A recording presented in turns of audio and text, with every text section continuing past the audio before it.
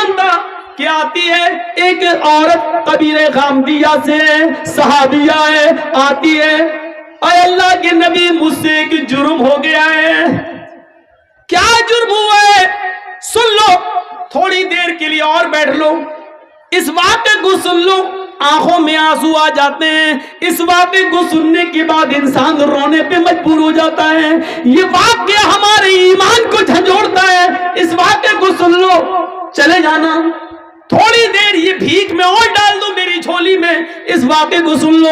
وہ عورت آتی ہے، اے اللہ کے نبی مجھ سے جرم ہو گیا ہے۔ آپ نے کہا توبہ کر۔ کہنے لگے اللہ کے نبی میں اسی دنیا میں پاک ہونا چاہتی ہوں، میں اسی دنیا میں اس جرم کی سزا پانا چاہتی ہوں۔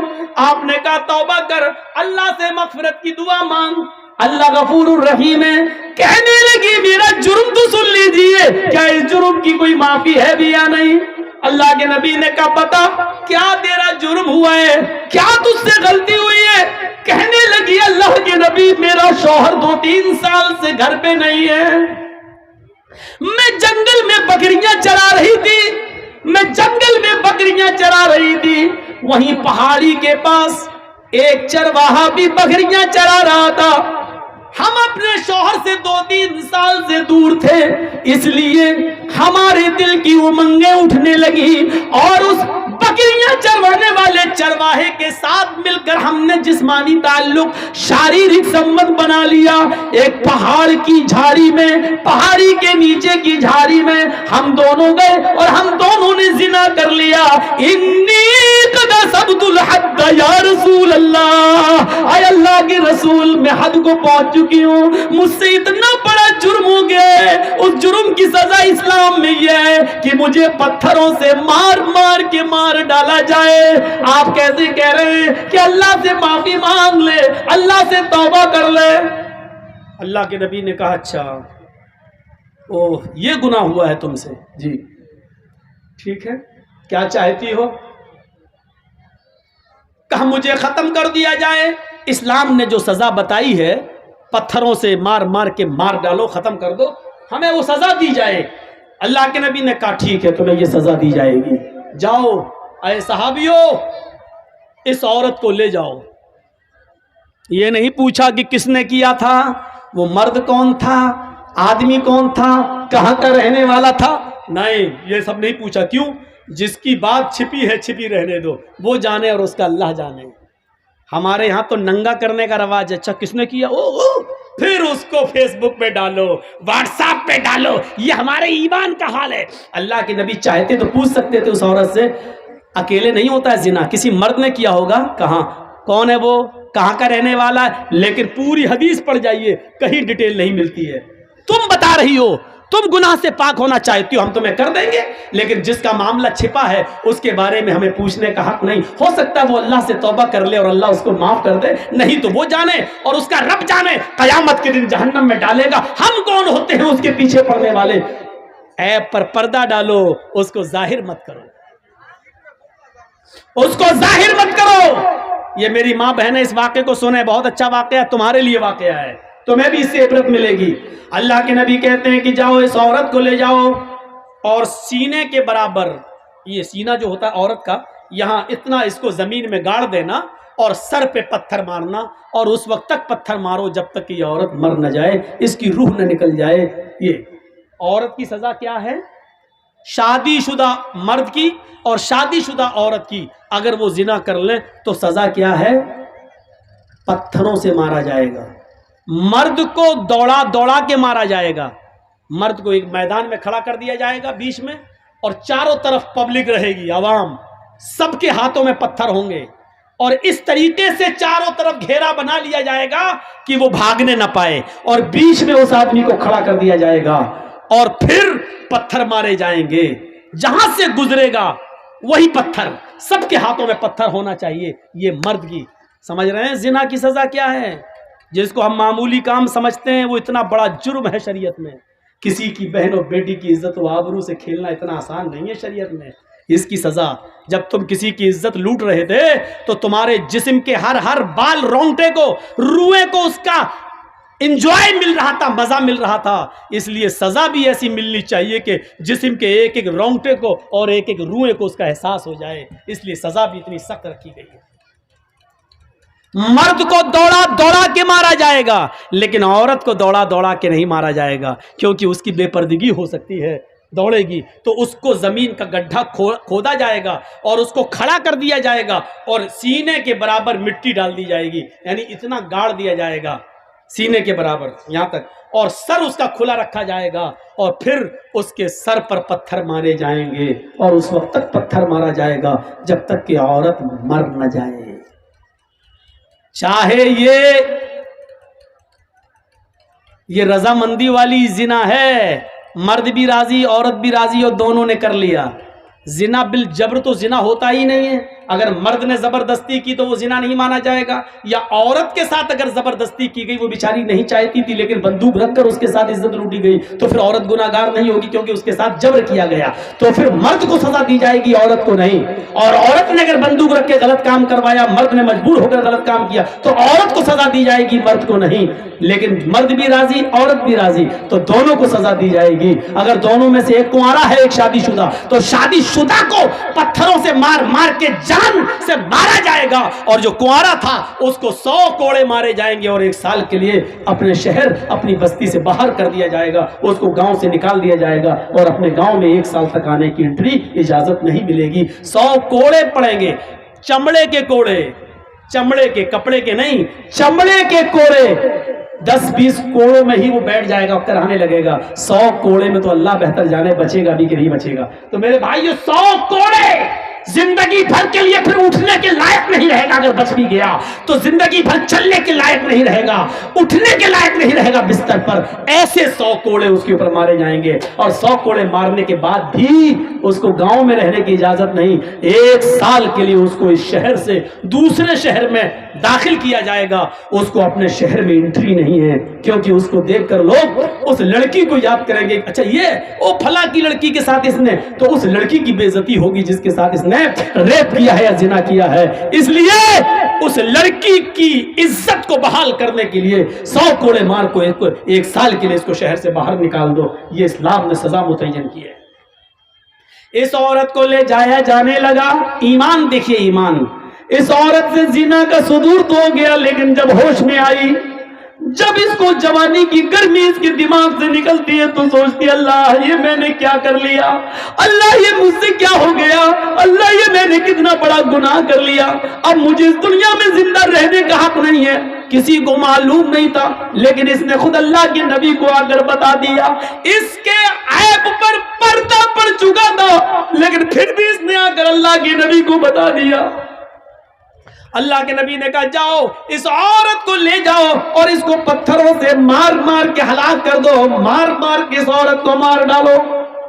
صحابہ اس کو لے کے جانے لگے، پکڑا، چل جلدی چل، اس کو کھینچ لیا، وہ گر گئی۔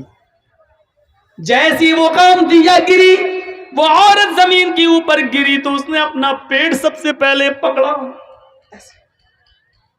صحابہ نے پوچھا کیا ہوا، کیا بات ہے، ایسے چلے گی تو کب تک پہنچے گی تو میدان میں، کب تجھے مارا جائے گا؟ کہنے لگی وہ محمد کے ساتھیو صلی اللہ علیہ وسلم، آئے نبی کے ساتھیو مجھے دھیرے دھیرے لے چلو، جس آدمی نے میرے ساتھ منہ کالا کیا تھا، جس آدمی نے میری عزت لوٹی تھی، جس آدمی سے میں نے زنا کیا تھا، اس آدمی کا گرب میرے پیٹ میں ٹھہر گیا ہے، اس کا حمل میرے پیٹ میں ٹھہر گیا ہے، میرے پیٹ میں ایک معصوم زندگی ہے، میرے پیٹ میں اس آدمی کا بچہ پل رہا ہے، دھیرے دھیرے لے چلو، میں تیز نہیں چل سکتی۔ صحابہ نے کہا تیرے پیٹ میں بچہ ہے؟ کہنے لگی ہاں۔ رکو، صحابہ اللہ کے نبی کے پاس آئے، اور اللہ کے نبی آپ نے اس عورت کو قتل کرنے کا، مارنے کا حکم دیا ہے، لیکن اس عورت کے پیٹ میں تو بچہ ہے۔ آپ نے بلایا، ادھر آؤ، آئی، تمہارے پیٹ میں بچہ ہے؟ جی، تو تم نے پہلے کیوں نہیں بتایا؟ کہا اللہ کے نبی اس لیے نہیں بتایا کیونکہ اس بچے کا باپ وہی ہے جس نے میرے ساتھ زنا کیا ہے، اور میں نہیں چاہتی ہوں کہ یہ بچہ پیدا ہو اور جب اس بچے کو بڑے ہو کر پتا چلے کہ میرا باپ کا پتہ نہیں، میں ناجائز اولاد ہوں، تو یہ زندگی بھر مجھے گالی دے گا، اس لیے میں چاہتی ہوں کہ میں مروں تو میرے ساتھ میرے پیٹ کا بچہ بھی مر جائے، اس لیے میں نے آپ کو نہیں بتایا۔ نبی اکرم نے کیا کہا؟ اے عورت، نہیں، قصور تیرا تھا، غلطی تیری تھی، زنا تو نے کیا، تیرے پیٹ میں پلنے والے اس معصوم بچے کا کیا قصور ہے؟ اس بیچارے کی کیا غلطی ہے؟ اس کو تو کیوں مارنا چاہتی ہے؟ نہیں نہیں، ابھی تمہیں قتل نہیں کیا جائے گا، ابھی تمہیں مارا نہیں جائے گا، جاؤ ابھی اس بچے کو اپنے پیٹ میں 9 مہینے تک پالو، اور جب بچہ پیدا ہو جائے تب لے کر آنا۔ ناجائز بچہ ہے پیٹ میں، باپ کا پتہ نہیں ہے، لیکن اللہ کے رسول ایک ناجائز بچے کو بھی گرانے کی اجازت نہیں دے رہے ہیں۔ کاش مودی جی کے چمچے، یوگی جی کے چمچے کم سے کم اس حدیث کو پڑھ لیتے، نبی کی زندگی کے اس واقعے کو پڑھ لیتے۔ چاچا کیا ہو گیا؟ لاؤ پیسہ لینے کے لیے تو دنیا پریشان ہے۔ لیجیے بھائی، ছোট ছেলে হারিয়ে গেছিল, তাকে পাওয়া اور গেছে, کچھ স্টেজে রাখা আছে سب মদাসেমনে آگے بیٹھے۔ তাকে স্টেজে রাখা হয়েছে, ছেলের গার্জেন এসে নিয়ে যাবেন। سنیے سنیے سنیے تھوڑا سا، آپ ادھر دیکھیے، بڑا اچھا واقعہ ہے۔ اللہ کے نبی ایک معصوم کی زندگی کو کتنا پیار کی نظر سے دیکھ رہے ہیں، جبکہ معلوم ہے کہ بچے کا باپ ناجائز، یہ بچہ جب پیدا ہوگا تو حرامی بچہ کہلائے گا، ناجائز بچہ کہلائے گا، لیکن اس کے باوجود اللہ کے نبی کہہ رہے ہیں بچے کو نہیں مارا جائے گا۔ بچے کا کیا قصور ہے؟ اس سے زیادہ انسانیت کسی دھرم میں ملے گی؟ اس سے زیادہ مانوتا کسی مذہب میں ملے گی؟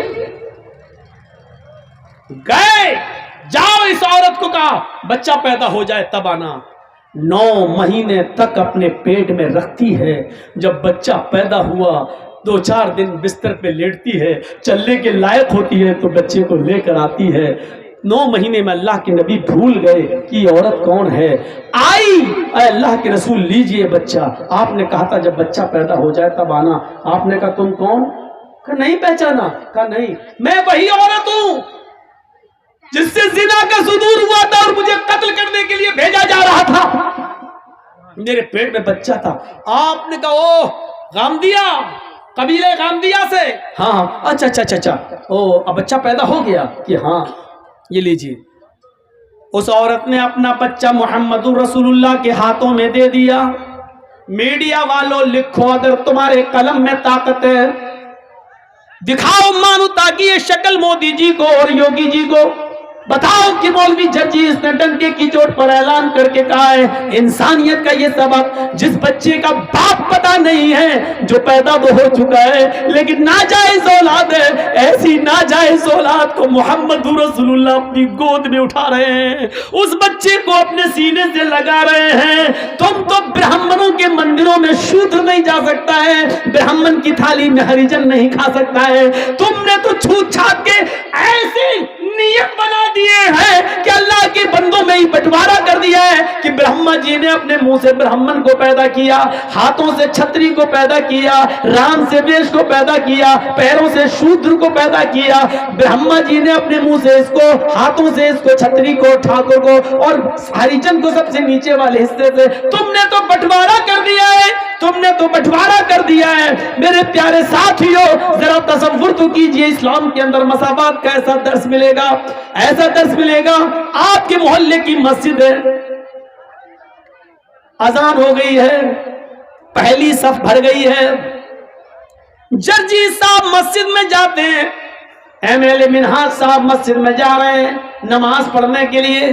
اسلام کا کی مساوات دیکھیے، آگے والی صف بھر گئی ہے، جرجی صاحب میں، منہاج صاحب میں اتنی طاقت نہیں ہے کہ آگے کی صف سے کسی آدمی کو ہٹا کر پیچھے کر دیں، چل ہٹ ہٹ، میں جرجیس ہوں، میں عزت والا اصل و رسوخ والا آدمی ہوں، میں آگے بیٹھوں گا۔ ایم ایل اے صاحب کہتے ہیں پیچھے ہٹ، میں آگے بیٹھوں گا۔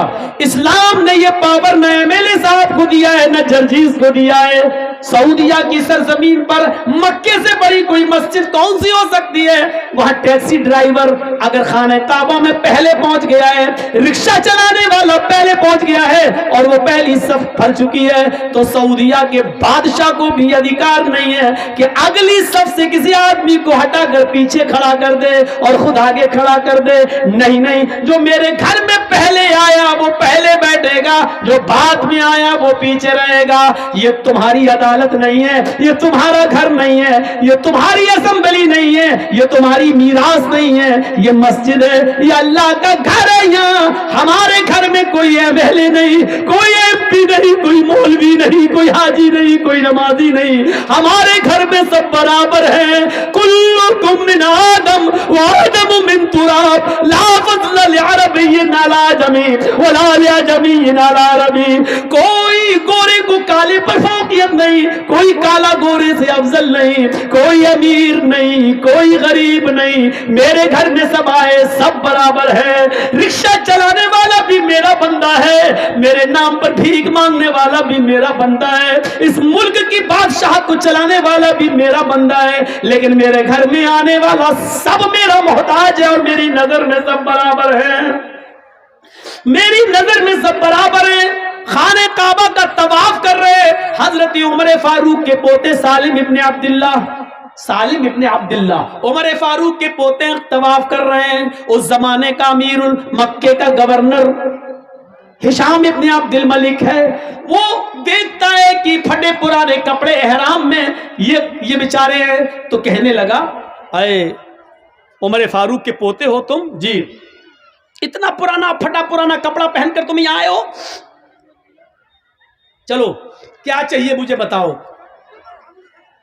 अल्लाह के घर में खाने काबा में तवाफ के दौरान गवर्नर पूछ रहा है हजरत उमर के पोते से, तुम्हें किस चीज की जरूरत है बताओ, हम तुम्हारी जरूरत पूरी कर देंगे, मैं इस इलाके का गवर्नर हूं। और हजरत सालिम इब्ने अब्दुल्ला क्या कहते हैं, इन्नी ला अस्तही मिनल्लाहि अन असला फी बैती गैरा। अल्लाह के घर में अल्लाह के होते हुए मुझे किसी गैर से मांगने में शर्म आती है।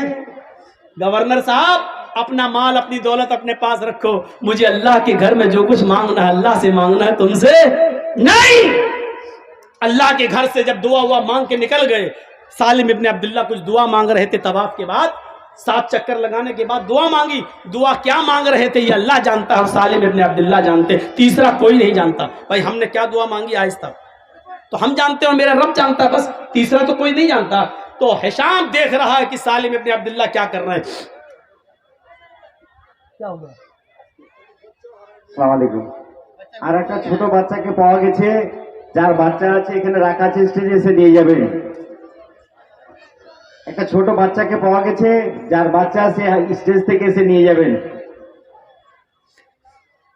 सालिम इब्ने अब्दुल्ला दुआ मांग रहे हैं और हिशाम इब्ने अब्दुल मलिक देख रहा कि ये दुआ मांग रहे हैं। दुआ मांग के ये बाहर निकले तो हिशाम इब्ने अब्दुल मलिक गवर्नर भी बाहर निकल गया। गवर्नर ने कहा, सुनो, अल्लाह के घर में तो तुम्हें शर्म आ रही थी, ये तो अल्लाह का घर नहीं है, ये तो बाजार है। बताओ तुम मुझसे क्या चाहते हो? तुम बहुत गरीब हो, फटे पुराने कपड़े पहने हुए हो, तुम्हारा एहराम 20 जगह से फटा है और उसमें टांके लगे हुए हैं, और तुम हजरत उमर जिसने 22 लाख मुरब्बा मील पर हुकूमत की है, उसका पोता इतना गरीब। सालिम इब्ने अब्दुल्ला कहते हैं, तुम मेरी क्या मदद करोगे, दुनिया की या आखिरत की? का आखिरत की मदद तो कोई किसी की नहीं कर सकता है, वहां तो अमल साथ में जाएंगे। हम तुम्हें कपड़ा दे देंगे, गल्ला दे देंगे, अनाज दे देंगे, कुछ दुनियावी जो जरूरत हो, दाल चावल दे देंगे, घी दे देंगे, दुनिया में जो चीजों की जरूरत है बताओ, थोड़ा सोना दे देंगे, चांदी दे देंगे तुम्हें। सालिम इब्ने अब्दुल्ला हंसने लगे। गवर्नर ने कहा, क्यों हंस रहे हो? कहा, है गवर्नर, तुम मेरे आखिरत में कोई काम नहीं आ सकते? कहा, नहीं। और तुम मुझसे ये कह रहे हो कि दुनिया मांगो, सोना मांगो, चांदी मांगो, रुपए मांगो, पैसे मांगो, अनाज मांगो, गल्ला मांगो, यही तो तुम चाहते हो कि मैं तुमसे ये मांगू? कहा, जी, जिस चीज की जरूरत हो। आए हिशाम, आए गवर्नर, जब मैंने तवाफ किया और तवाफ करने के बाद जब मैंने 2 रकात नमाज पढ़ी और 2 रकात नमाज पढ़कर जब मैंने हाथ उठाए और हाथ उठाकर जब جب میں نے اللہ سے دعا مانگی تو جانتے ہو میں نے اللہ سے کیا مانگا؟ گورنر نے کہا کہ ہاں یہ تو دیکھا کہ تم دعا مانگ رہے ہو، لیکن کیا مانگا یہ میں کیا جانوں، تم جانو، تمہارا رب جانتا ہے، میں نہیں جانتا کہ تم نے کیا مانگا۔ ہاں سچ ہے، میں نے اپنے رب سے کیا مانگا یہ میں جانتا ہوں، میرا رب جانتا ہے، اور میں تمہیں بتانا بھی نہیں چاہتا کہ میں نے کیا مانگا، لیکن تم بار بار کہتے ہو مجھ سے روپیہ مانگو، سونا مانگو، چاندی مانگو، دال مانگو، چاول مانگو، کپڑا مانگو، دنیا مانگو، تم بار بار مجھ سے یہ کہتے ہو۔ تو سنو، جب میں نے اپنے دونوں ہاتھ اٹھا کر اللہ سے دعا مانگی، ما سألت الدنیا من یملکها فکیف اسألها من لا یملکها، تو دنیا تو میں نے اس سے بھی نہیں مانگی جو دنیا کا مالک ہے، سونا اور چاندی تو میں نے اس سے بھی نہیں مانگا جو اس کا مالک ہے، کپڑا لتا اناج و غلہ تو میں نے اس سے بھی نہیں مانگا جو اس دنیا کا مالک ہے، فکیف اسألها من لا یملکها، تو میں تجھ سے اے گورنر یہ دنیا کیسے مانگوں، یہ دنیا کا مالک تو ہے ہی نہیں، یہ دولت تیرے پاس آج ہے، کل مرا اس دولت کا مالک کوئی دوسرا ہو جائے گا، جب یہ گھر، یہ مکان، یہ بلڈنگ، یہ دولت تیری ہے ہی نہیں تو پھر تو میری کیا مدد کرے گا؟ ارے دنیا تو میں نے اس سے بھی نہیں مانگی، اپنے رب سے بھی مانگا تو جنت مانگی، اپنے رب سے بھی مانگا تو اپنے گناہوں کی معافی مانگی، اپنے رب سے بھی مانگا تو یہی مانگا کہ اللہ جب تک میں دنیا میں رہوں ایمان کے ساتھ رہوں، جب میری روح نکلے تو ایمان پر میری روح نکلے، دنیا سونا اور چاندی تو میں نے اس سے بھی نہیں مانگا۔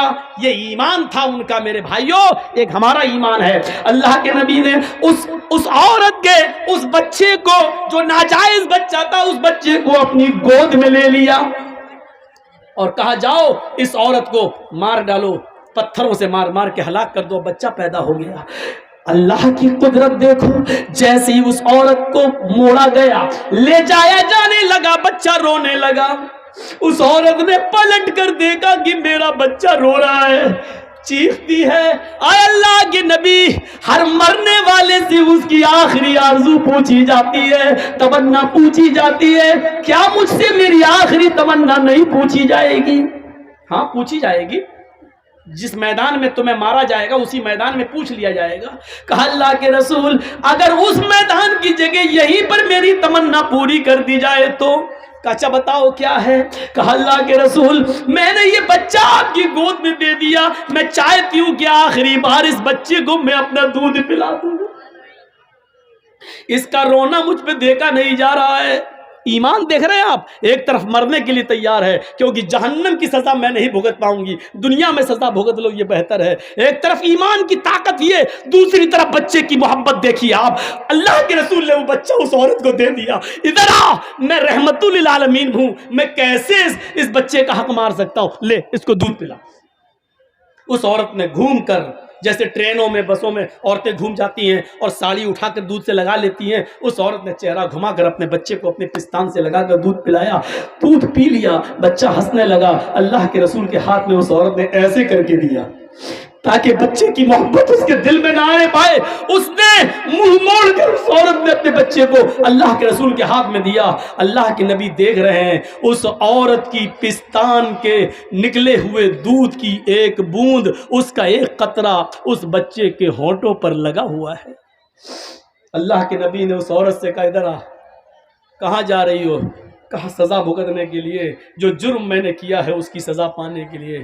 اللہ کے نبی نے کہا اللہ نے مجھے رحمت للعالمین بنا کر بھیجا ہے، اس بچے کی غذا تیری پستان میں موجود ہے، یہ بچے کو ابھی تیرے دودھ کی ضرورت ہے، محمد ظالم نہیں ہے، اس بچے کا حق نہیں مار سکتا ہے۔ اے عورت ابھی تجھے قتل نہیں کیا جائے گا، ابھی تجھے نہیں مارا جائے گا، جب تک یہ بچہ تیرا دودھ پیے گا تب تک تجھے نہیں مارا جائے گا، اس بچے کو لے جا اور اس بچے کو دودھ پلا، جب تک یہ تیرا دودھ پیے گا تجھے قتل نہیں کیا جا سکتا، جب یہ بچہ روٹی کھانے لگے تب تو لے کر میرے پاس آنا۔ اللہ کے رسول نے پھر سزا ملتوی کر دی اور اس عورت کو بچہ لے کے جانا پڑا۔ جب بچہ روٹی کھانے لگا تو وہ عورت لے کے آتی ہے، کہتی ہے اللہ کے رسول लीजिए अब तो रोटी भी खाने लगा। अल्लाह के नबी की नज़रों में आंखों में आंसू आ जाते हैं और कहते हैं कि औरत अब तेरे लिए मेरे पास भी कोई रास्ता नहीं है, सारे रास्ते बंद हो चुके हैं, बच्चा रोटी भी खाने लगा है, इसलिए अब ये सजा का वक्त पूरा है, अब तुझे कत्ल किया जाएगा। आपने उस बच्चे को एक सहाबी के हवाले किया। कौन है जो इस बच्चे को पालेगा? एक सहाबी ने हाथ उठाया, मैं अल्लाह के रसूल इस बच्चे को अपने बच्चे की तरह रखूंगा, मैं इसको अपना नाम दूंगा, मैं इसको अपने घर में बना दूंगा, अपनी जमीन और जायदाद का मालिक भी बनाऊंगा, मुझे दे दीजिए। अल्लाह के रसूल ने उस बच्चे को उसके हवाले कर दिया।